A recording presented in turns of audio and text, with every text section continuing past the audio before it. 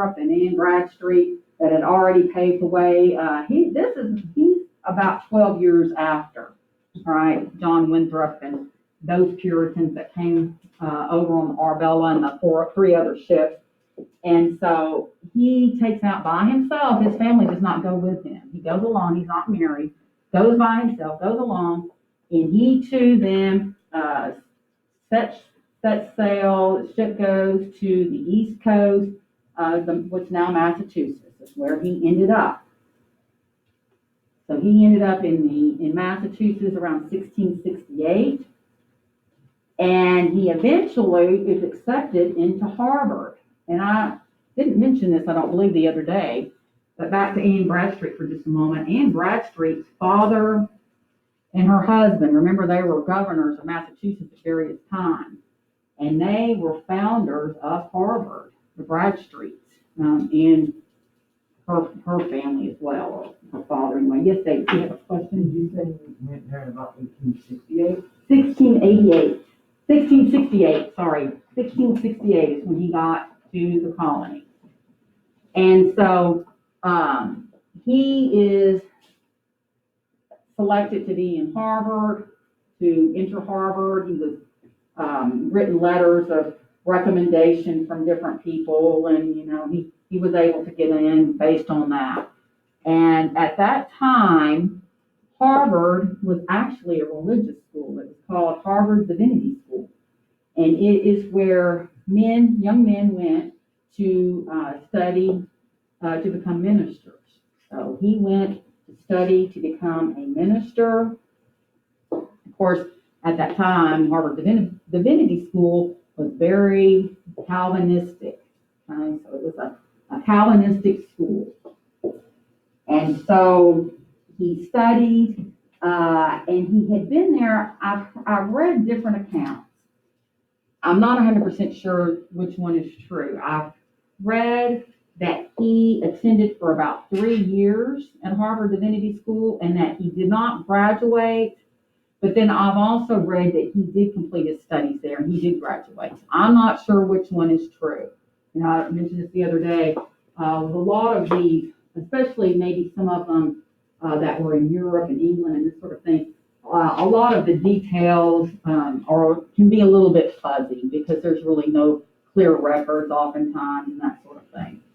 But in any case, in 1671, so this would have been about 3 years after he'd been at Harvard, he was approached by a group of elders or town leaders, if you want to think of it that way, from a little community called Westfield, Massachusetts. And so Westfield would have been about 50 miles, maybe even a little bit more than that, from Harvard. And so these men, in the middle of the winter, make their way to Harvard. They had heard about, and I don't know how, but they had heard about Edward Taylor, and they needed a minister in their community. They did not have one, and they did have a church, but no minister. And so they sought him out. They talked him in to going back with them.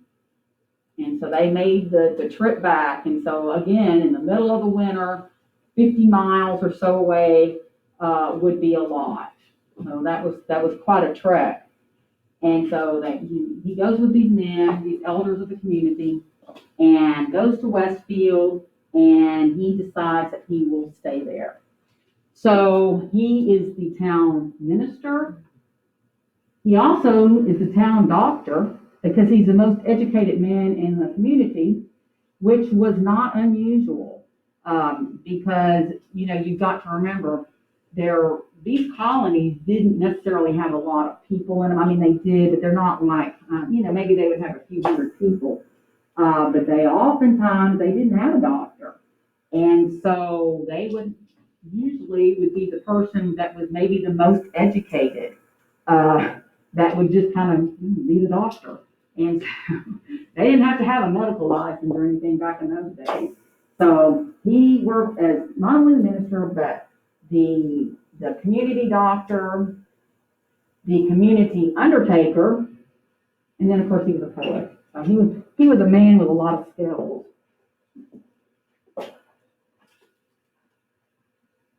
All right, so he never left Westfield, by the way. He died in Westfield, so he lived quite a long life. But he never moved off. He never left Westfield. Very, very, very devout Puritan, devout Calvinist. And he was one that very much believed in predestination. That's what he taught. That's what he believed. He wrote poetry. He had written poetry from the time he was a teenager or so. And he never wrote it with the intention of it ever being published. So it's kind of like Anne Bradstreet. And so he really, actually, there were very, very few of his poems that were published during his lifetime. I mean, like a handful, maybe 5 or 6 that were even ever published. He never had a book of his poetry during his lifetime. But he would do the night before he was going to give the sacrament to the members of his church, the congregation, on Sunday morning. He would sit down and he would write poetry. And his poetry is now called his collection of the preparatory meditations. Is what they call these poems, preparatory meditations, because they were just that. They were his way of preparing to administer the sacrament to his congregation on Sunday morning. Right? Preparatory meditation. And he would write these poems on Saturday night. You had to have a good time. All those good Puritans did. And the poems, now we're going to read some that were not part of the preparatory meditations. Those are different poems. We had these preparatory meditations, and if I remember correctly, I think he had they found about 150 or more of the preparatory meditations. Now, he did also write some other poems that were not part of the preparatory meditation. But the preparatory meditations that he wrote, and they're numbered, is how you are able to, they don't have titles, they're just known by numbers. And in those preparatory meditations, you see that they're really a prayer. They're a prayer to God. And it's very much his searching within himself, and knowing that he was a sinful man. And so he's asking God for forgiveness. He's confessing his sins, and he's asking God to lead him in giving the sacrament the next day, and to bless him and to forgive him of his sins, because he knows that he is a sinful man. And some of these poems, as you'll see when we read them, really, he's pretty tough on himself. Pretty tough. When he passed away, well, let me back up just a minute. So he was married. He eventually married a woman in Westfield. He had 8 children with that wife, and she died. She died, I believe, if I remember correctly, she died giving birth. So I guess 8th child. And so he remarried, I think within a year or so, another woman, and had another 6 children with her. Mm-hmm. Yeah, he had 14 children. And from what I've read, the woman that he married, the second wife, was very young. And that was not unusual. I mean, he was probably about 30 years or more older than she was. But that was not unusual back then, because think about it, if a wife died, and that was not at all unusual for a wife or woman to die giving birth, during childbirth. And so you often had then these men that would be left, and a lot of times they had children. So they needed someone to help them raise their children and help them around the house, because, the men were usually off, doing work or farming or whatever. And so that was not at all unusual for, during this time period, for a Puritan man to remarry fairly quickly after, his wife died. So, when he died he died in 1729, so he lived a pretty good life. What would that be, 42, 50, 60, yeah, he was in his 80s, if I figured that right. So he lived quite a long time. When he passed away, and they went into his home, and they discovered all these books that he had, which that part they weren't surprised at. But some of the books they were very surprised at, because some of the books were about practicing alchemy. Anybody know what alchemy is, or to be an alchemist? What is it, David? That would be like using potions and stuff like that. Pretty close. It's taking base metals. Okay, so it could be, nickel or silver or brass, a base metal, and turning it into gold. Can you do that? Is that possible? No, it's not. That is not possible. You can't do that. Gold is going to be 100% pure gold. You can't do that. So if you think you can do it, or you're practicing and playing, doing that, trying to do that, create gold out of a base metal or base metals, then what's going to be involved in order to do that? Magic. Close. Magic. Not witchcraft. No, I would not say witchcraft, but certainly a measure of magic. So was he smart or crazy? He was extremely smart, and I would not say he was crazy, but what I would say, he is real interesting. Sure. It gets worse. What I would say is that he was a very godly man, and I think if you read his poetry, you can tell he certainly had, was very prayerful, had a prayerful nature about himself. He was very pious. He certainly had a relationship with God, and I think that he was a good man. And I do think he was honest in that way. But what I think is that he was immortal. I mean, he was a human, and he obviously had been dabbling during his lifetime in some things that probably others would not have approved of.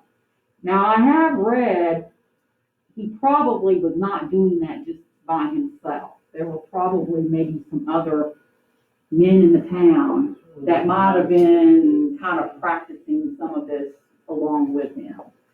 So they certainly were dabbling in some things that would be very questionable and that you wouldn't expect of a Puritan minister. But I think that also shows that he's human. He was a human man, like we all are. And what's interesting, though, is knowing that if you look at a lot of his poems, his preparatory meditations especially, you will see references to that. Now, you're not going to think about it or notice it unless you know that he practiced that. But he definitely has references to God in a lot of his poetry is represented by his alluding to or talking about gold. Jesus is often alluded to when he talks about silver. So he talks about God and Jesus in relationship to gold and silver and these things. And so knowing that, you see it in his poetry, and it's kind of interesting. Also, evidently, he was dabbling in something else that be a little worse than that. I forget what it's called. There is a name for it. But evidently, and again, from what I've read, he probably was not the only one in the community doing this. It was probably a few of the other men that he was also practicing alchemy with, ingesting human flesh. Cannibalism. But back then, see, y'all will never forget Edward Taylor now. 40 years from now, you're going to remember this lecture right here, because you're going to remember talking about that Puritan man that practiced magic and ate human flesh. Was a cannibal. No, back then, there was this belief that to ingest some human flesh could make you healthy and could, if you were maybe had an illness or you're sick or anything like that, it would cure it, and that it might even help you to live longer. And so there was a belief in that, and I wish I could remember. I always tell myself I'm going to look that up because there is a name for that. They don't do that now, but back then they did believe that. Yes. How did they go about getting the flesh? Well, remember, he was the town undertaker. I mean, how convenient. Wow. Worked out good, win-win for everybody. Now, Well, stretch. what I'm going to tell you is that, I don't think these men were sitting around noshing down on leg bones, and that kind of thing. But what I think was maybe happening would be just a very small piece of flesh that they would eat, or ingest. So, I mean, I'm not saying that makes it okay or makes it much better, but I'm just to kind of clear that up. I really don't think they were feasting on human remains, but maybe here and there, just a little, huh? Little fan. Maybe a little pinky. So anyway, but I mean, evidently that's pretty, I have read that. Actually, it's kind of interesting. When I first heard about Edward Taylor, I was taking a class way back a long time ago, and it was a pre-1865 American literature class. And my professor, I was really interested in Edward Taylor. I loved his poetry. For one thing, I thought he was just really interesting. And so my professor gave me a couple of articles. He's the one that told me about they practiced alchemy. And so there's been published essays written on that, because they found the books. And I mean, it's a known thing. And then he also showed me a couple of articles that talked about, that he was probably practicing that ingesting human flesh. And so, I mean, this isn't just, I think this is really what's happening. So anyway, I'm not trying to be, gross people out and all that kind of thing. But I think that all that is kind of important to know because, again, he was very strict Puritan and he was the pastor, the minister of this town. And I do think he was a very good, prayerful man that very much had a strong relationship with God. When you read his poetry, you'll see that. You can't make that up. Huh? He was just slightly a cannibal. Well, a little bit.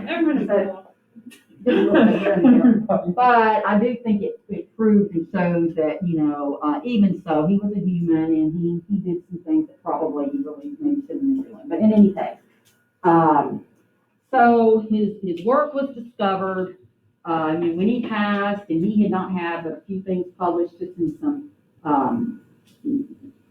papers, newspapers, or something. He never had a book published of his poetry. His grandson, when he got passed, became later on the president of Yale University.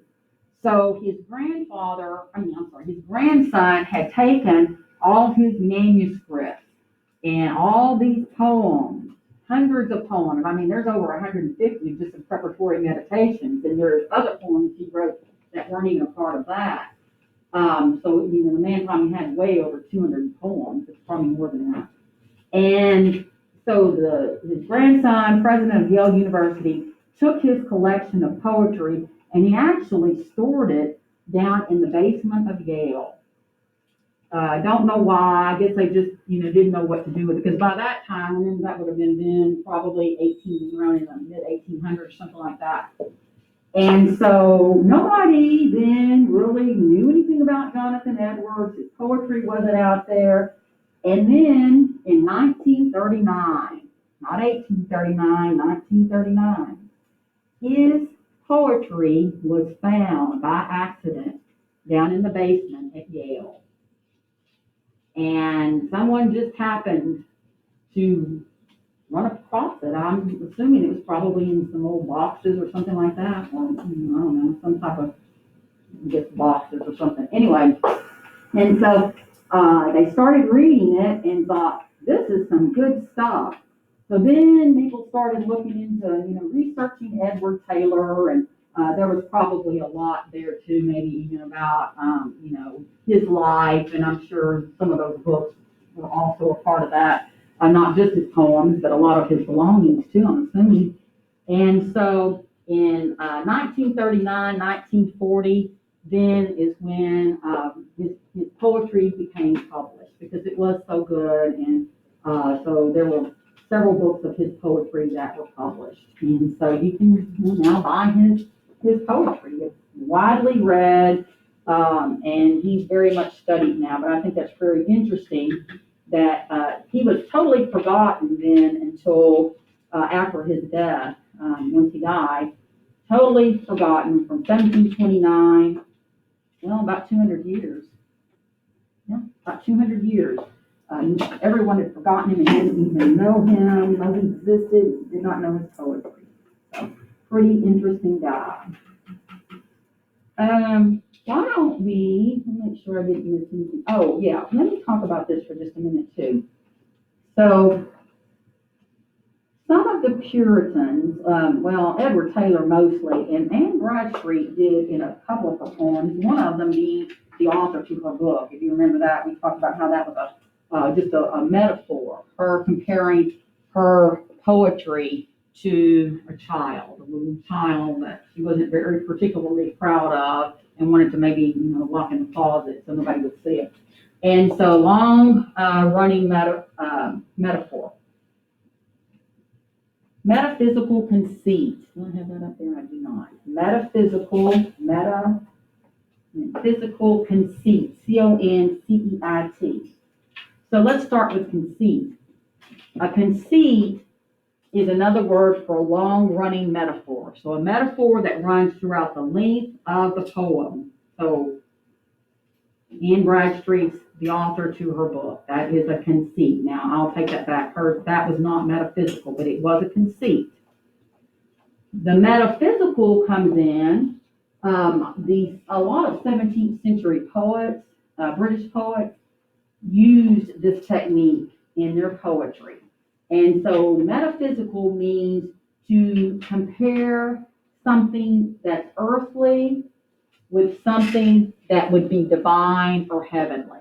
All right, so the metaphysical part, to compare something that is earthly here on earth with something that is in heaven or that would be divine of some sort.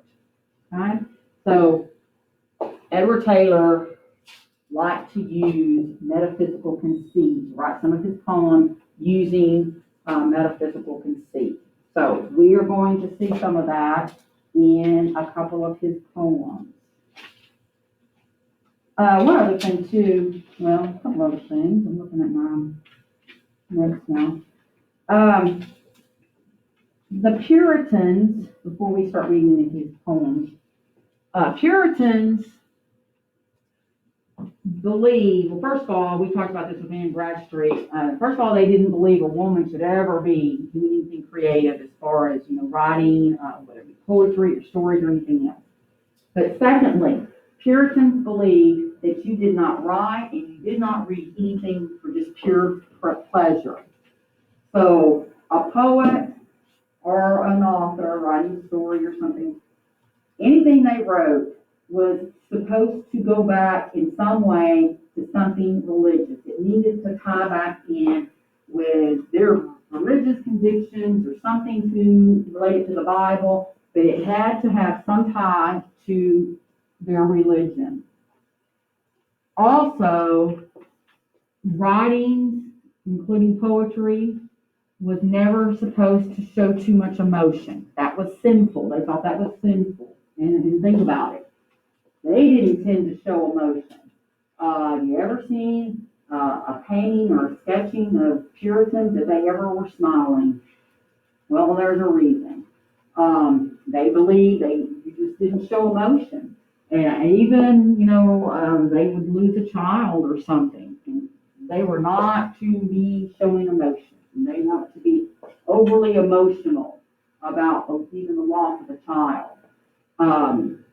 So, Edward Taylor's poetry, some of it, the Puritans felt showed way too much emotion. And they kind of chastised him a little bit on some of that. They felt that Some of his things are okay, the metaphysical conceit, the preparatory meditation, some of those are okay, but he had some that were not part of the preparatory meditation. We're gonna read a couple of those too. Felt like showed too much emotion, and they did not like that. All right, I think that's about all we need to say right now about Edward Taylor. Any questions over him? Okay, if you will then, with your packet, we have here, the first one is part of the preparatory meditation. Then we have another one on the back, I'm kind of printed here, but anyway, that is a short one there, meditation 26. Another one, I am the living bread. That's one of his more well-known ones. I am the living bread. That's the first line of it. Does have one. Huswavery is another one. That is one that's very much using a conceit. So there is a metaphor that runs throughout the length of the poem. Oh, we don't have. I'm correctly. And the living bread. Yeah, there we go. Upon a fire catching a fly. I thought I left that off. Okay, good. Does everybody have this one? Upon a fire catching a fly? No. Yeah, I only have the second page. Okay. Well, I tell you what, we'll just go ahead and y'all can look at, I will print off upon a fire catching a fly, so you can just keep the copy that you have, and I will make a copy of this, and we will look at it or read it tomorrow. It's fine. I have one of that, but one more copy. So, let me just give you back, or we won't have it, let me give you back. You can just have this one, and I'll just make a copy for everyone of just the whole, upon a fire catching a fly. That's a really good point.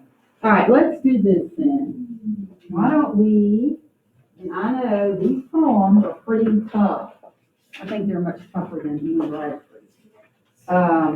We'll do preparatory meditation 32, 26, and then I am the living bread.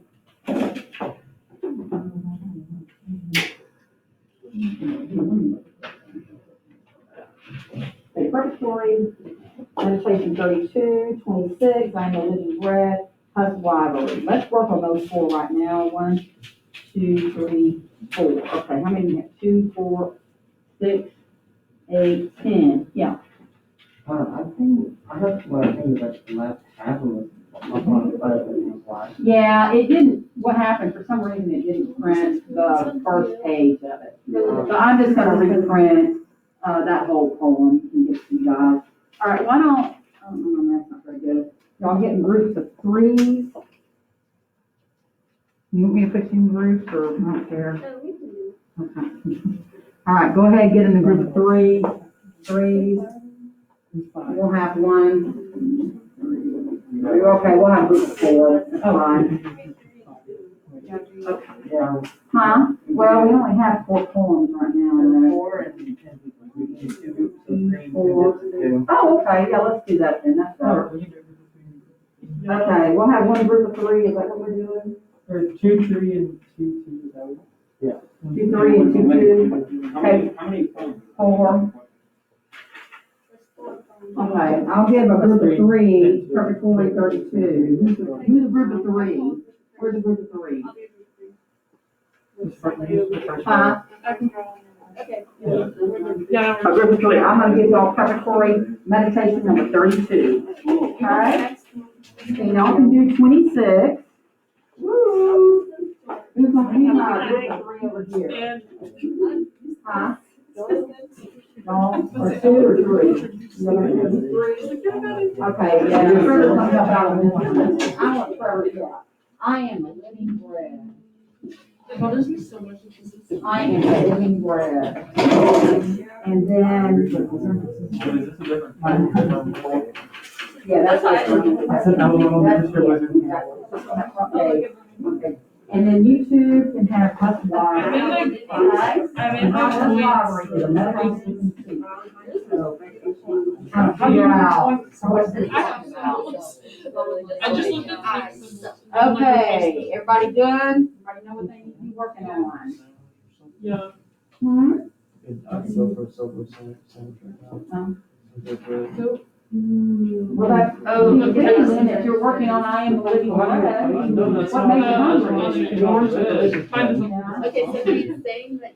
All right, I'm gonna go ahead and give y'all the rest of the periods, we don't have much time.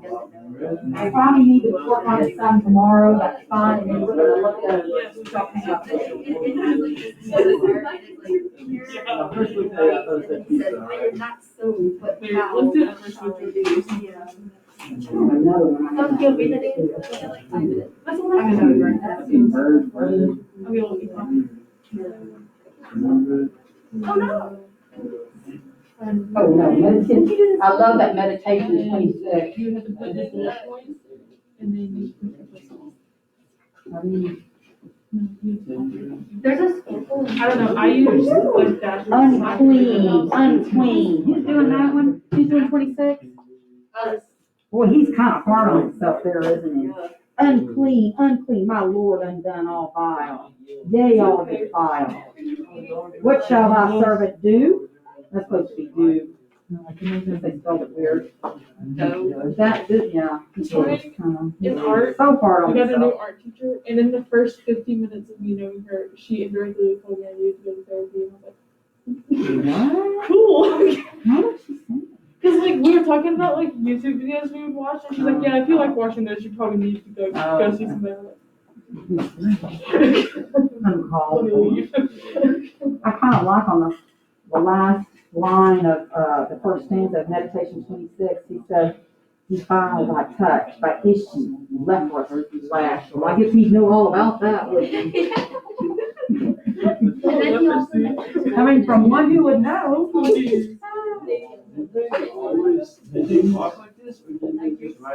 Well, I could talk that way. A lot of these, yes, there was. Now, and remember, this person would have written this a Thursday night, before he could get back on the and I'm gonna have a good time. Friday night. Oh, it's pretty fun.